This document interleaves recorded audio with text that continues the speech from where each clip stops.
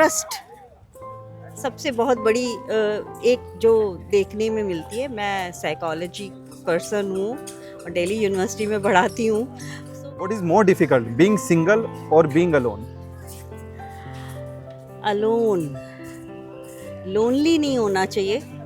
Alone होना self love को दिखाता है, वो भी बहुत लोग करते हैं, एक एज के बाद सेल्फ लव की ओर बढ़ते हैं। और सिंगल होना बाय चॉइस है, तो फिर उसमें कोई दिक्कत नहीं आती, क्योंकि वो उस तरह से माइंड को प्लान कर लेते हैं। Like I have a one son, तो उसके पास दूसरा चॉइस नहीं थी कि उसका सिबलिंग हो, तो उसको कितना शेयर किसके साथ करना है और उसको अपनी लाइफ को कैसे उसने अपने आप ज़िंदगी में अपने आप के साथ अपनी एक्टिविटीज़ आसपास अपने फ्रेंड्स बना के या जितना भी वो जैसी भी लाइफ जीना चाहता था वो जी रहा है। और अगर मुझे पूछा जाए तो मेरे सिबलिंग्स थे, तो मैं तो फैमिली के बिना रह ही नहीं सकती थी।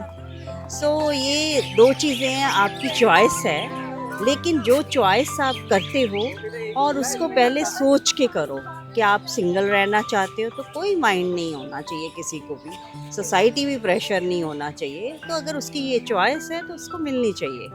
हाँ, और लोनली फील नहीं होना चाहिए दोनों चॉइस में।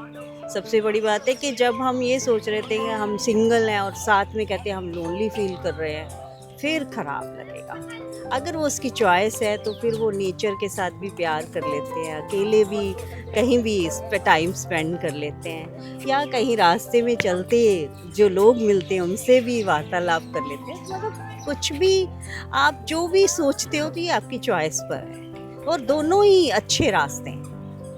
कोई हेल्दी रिलेशनशिप के लिए आप एडवाइस इस जनरेशन को देना चाहिए?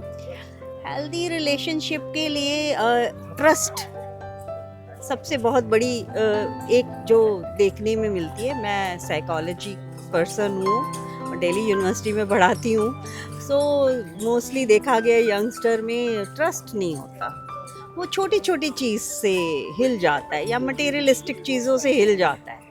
तो अगर ट्रस्ट है किसी रिलेशनशिप में तो वो सबसे हेल्दी, उस उनके साथ टाइम स्पेंड करके ट्रस्ट बनाना बहुत इम्पोर्टेंट है, फिर ज़िंदगी आसानी से कट सकती है।